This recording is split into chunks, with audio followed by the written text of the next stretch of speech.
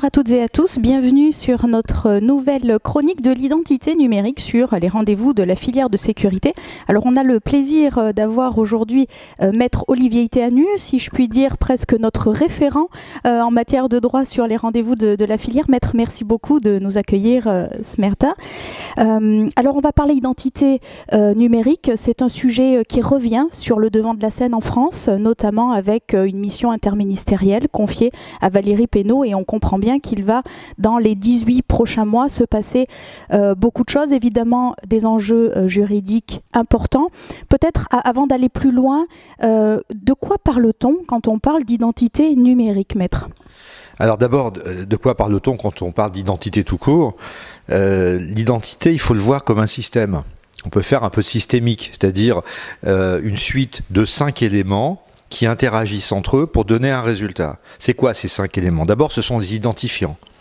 Et si on prend l'état civil, prénom, nom, ensuite c'est un registre, c'est-à-dire un registre sur lequel on ne peut pas certifier soi-même son identité, on a besoin d'un tiers.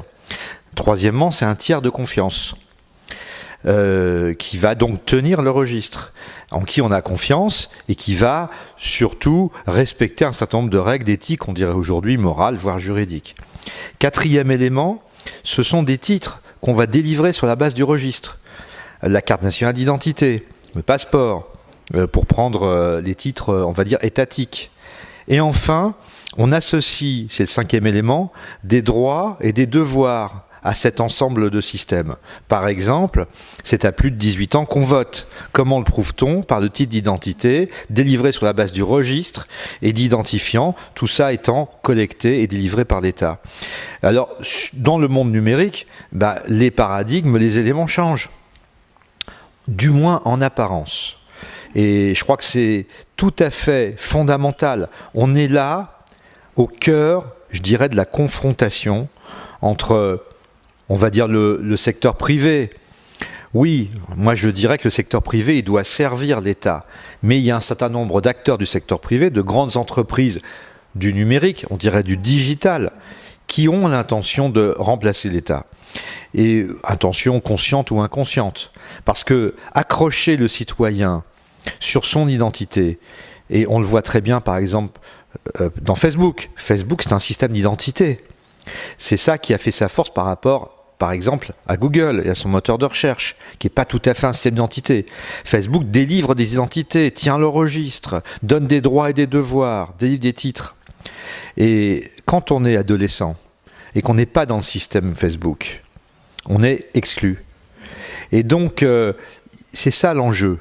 Et donc ça, c'est un enjeu important pour, je dirais, les sociétés en général, mais on est arrivé au point, on va dire, maximum de confrontation entre certaines entreprises du digital et l'État. Il faut en avoir conscience.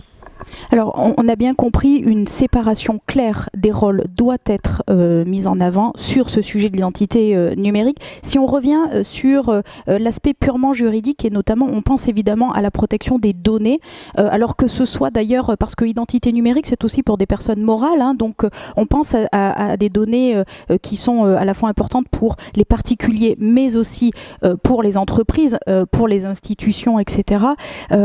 Quels sont les enjeux juridiques et les points sur lesquels vous appelez peut-être à une vigilance en particulier ? Alors, l'identité, les systèmes étatiques, comme d'autres, sont effectivement des données à caractère personnel, c'est-à-dire des informations susceptibles d'identifier directement ou indirectement des personnes physiques. C'est la définition synthétisée du règlement général sur la protection des données sur le RGPD.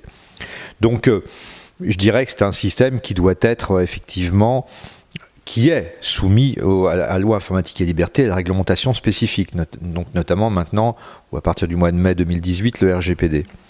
Par son volume, par le volume qu'on traite, lorsqu'on parle d'identité numérique au niveau, on va dire, des nations, effectivement, ça devient effectivement des traitements, comme on dit, à risque élevé. C'est comme ça qu'on les qualifie. Bon, la problématique juridique, c'est que effectivement, l'État, comme le secteur privé, doit être soumis à cette réglementation et à un contrôle d'un régulateur. Et donc, puisque l'État est un acteur comme un autre, car là, sur ce thème-là, l'État est un acteur comme un autre. C'est ça qui fait sa différence, par exemple, avec la propriété intellectuelle, où l'État, effectivement, est aussi un producteur de droits d'auteur. Mais là, il est en confrontation, en concurrence avec d'autres entreprises digitales sur ce secteur d'activité d'identité. L'État doit être donc soumis aux mêmes règles que les autres, et c'est la raison pour laquelle on a créé en 1978, et c'est la première autorité administrative indépendante. On a créé une autorité indépendante qui doit donc contrôler l'État comme les autres. Et voilà, je dirais que sur la thématique des questions juridiques, parce que votre première question était quand même plutôt d'ordre politique, mais le droit ne découle que de la politique. Quand on fait du droit, on met en œuvre une politique. Eh bien, je dirais que sur la question strictement juridique, il faut rester dans l'ordre dans lequel on se trouve depuis maintenant 40 ans, savoir que l'État, comme les autres acteurs, doivent être soumis aux mêmes règles. Alors une autre question, on pense alors protection, mais il y a aussi de belles opportunités que représente cette identité numérique, notamment pour la France, puisque en Europe, dans d'autres pays, c'est déjà quelque chose qui fonctionne. On pense notamment à l'identité numérique qui pourrait peut-être être un outil qui permettrait de lutter peut-être mieux, plus efficacement contre la fraude à l'identité, contre l'usurpation d'identité. Est-ce que c'est quelque chose, un sentiment que vous partagez, et finalement est-ce qu'il y a des conditions pour que ce soit un outil qui aille dans ce sens? Alors là, effectivement, on est sur un symptôme qui est propre au réseau numérique, et en particulier Internet, qui a été créé sans le souci de l'identité numérique. Internet est ouvert à tous, et il est accessible à tous partout, sans avoir à s'authentifier.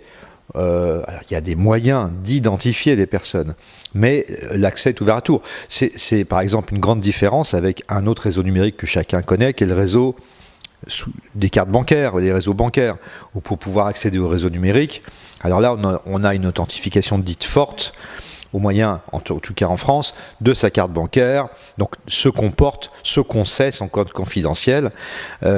Et donc, la question d'identité numérique n'a pas été traitée par les pères fondateurs de l'Internet.